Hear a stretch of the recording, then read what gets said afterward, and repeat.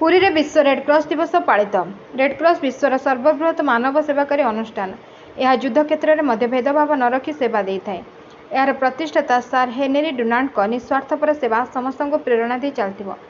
पुरी जिला रेडक्रॉस शाखा सेहीपरि मानव सेवा को गुरुत्व दे कार्य करुछि और यही सेवा को आहरी परिव्याप्त करने को आह्वान देते अतिरिक्त जिलापाल शरद चंद्र बेहेरा। आज विश्व रेडक्रॉस दिवस अवसर में जिला मुख्य चिकित्सालय परिसर में रेडक्रॉस पताका को उत्तोलन कर समस्त स्वेच्छासेवी मैंने उत्कृष्ट सेवा प्रदान सह भेदभाव न रखी कार्य करने को श्री बेहेरा परामर्श देते। हेनरी डुनान्टक सेवा और संघर्ष और आदर्श संपर्क में से आलोकपात करते।